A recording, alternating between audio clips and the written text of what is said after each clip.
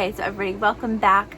Today I'm going to be answering some questions about what is a toxic mom, because this is a question I get asked a lot is, what is a toxic mom? How do I know if I have a toxic mom? What does that even mean?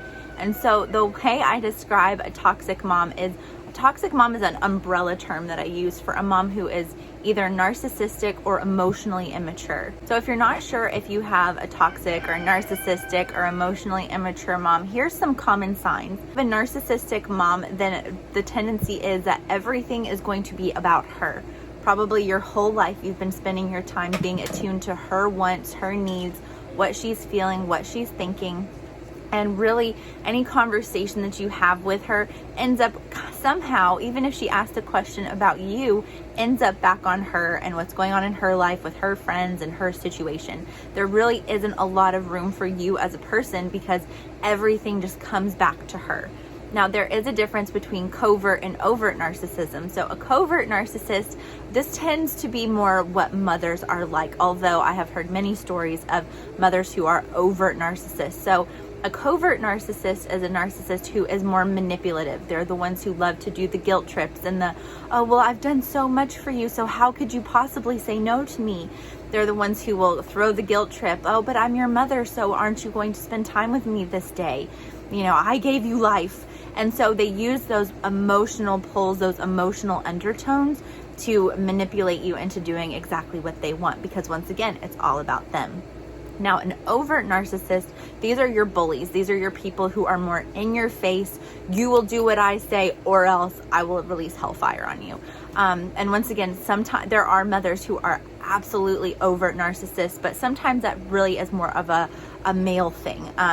So it just really depends on your situation. This is also something I go over in my Toxic Mom Recovery Guide is, okay, let's figure out more in depth about what is a toxic mom, more about these traits. I have a list of things there so that you can find out, okay, is this a toxic thing? What's going on? What am I dealing with here? Because the reason that we label things, the reason it's important to know I have a narcissistic mom, I have an emotionally immature mom, is because that way you know what you're dealing with. If you don't know what you're up against, then how could you possibly know how to protect yourself, how to heal, how to move forward? Another very common type of mom that is also toxic is an emotionally immature mom.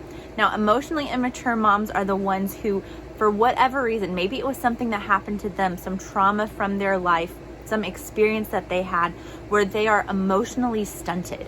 So for whatever reason, they never grew past that experience, that moment.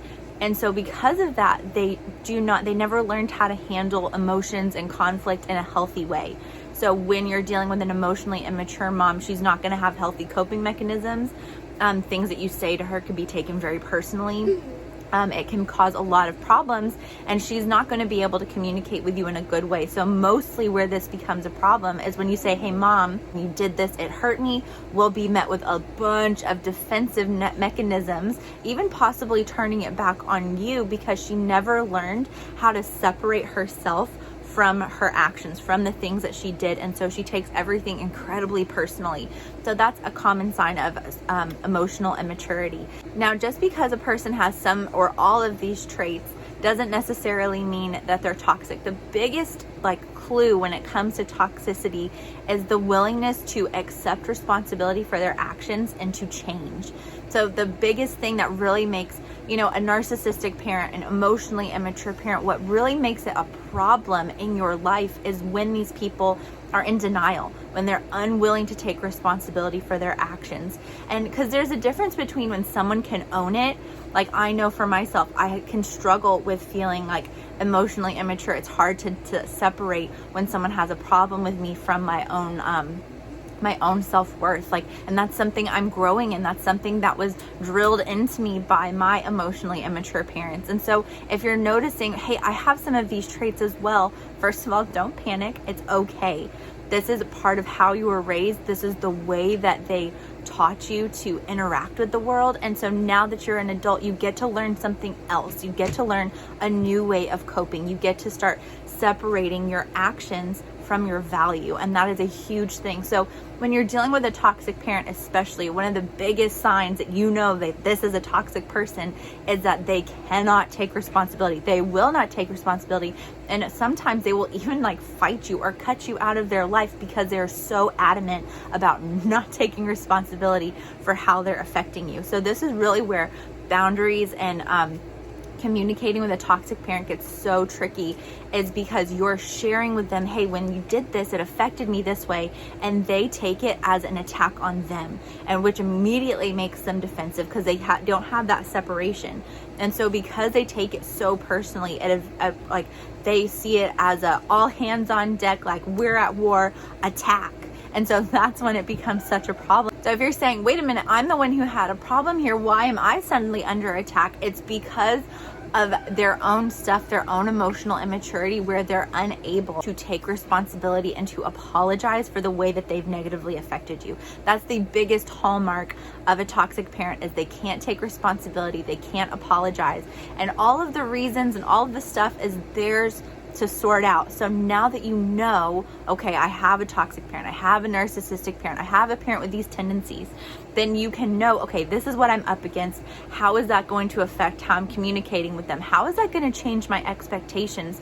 Because a lot of times when you even realize, oh, I have a narcissistic, toxic, emotionally immature parent, whatever label you need to give it, when you realize that, you have to immediately adjust your expectations, because they are not going to be able to handle any communication in a helpful way. So how can your expectations of them help you in the future? When I say releasing expectations, what I'm talking about is, you know that they're going to have a hard time with any sort of honest communication. How can you, knowing that, change your dynamic with them? Because when you know what they're not capable of, they're not going to take constructive criticism well. They're not going to be able to take you sharing your heart, sharing how they've negatively affected you well. So what does that mean for you? Just because you were raised by parents who are emotionally immature or toxic, it doesn't mean that you can't have a relationship with them. Now, depending on the level of toxicity, because of the boundaries that you communicate, because of their own wounding and their own stuff, you might end up no contact with them. But the biggest thing is shifting your expectations, knowing that, okay, they're just not capable of doing this. And so because I know that they're not capable, how am I going to approach them differently? How much access are they going to get to my life now that I know that they're probably not going to change? And a lot of people get really upset when I say you can't expect them to change. They're probably not going to, because they're like, well, shouldn't they be held accountable for their actions? Of course they should. But because of their own wounding, because of their own stuff, it makes it very hard and almost impossible for that to happen. So unless they're committed to healing and growing themselves, you're not going to get that resolution that you want from them. So that's where it's so important to do the work yourself. So this is why I created the Toxic Mom Recovery Guide, and the course is to walk you through, okay, let's deal with those emotions at a deeper level to help you work through the guilt, the grief, the shame, the anger, the resentment, all of those things, to help you get to a place where you're okay. Because you have the power to be whole, to be healed, and to, if you choose to be in a relationship with your parents, that's great. Or if you choose to walk away, then that's okay too. But no matter what happens, you are secure, you are grounded, you get to be present in this life that you're creating for yourself. You're so powerful. And sometimes that first powerful step says, okay, you know what? I know that I have a toxic parent, so what am I going to do about it? How am I going to shift and adjust so that I can live my best life?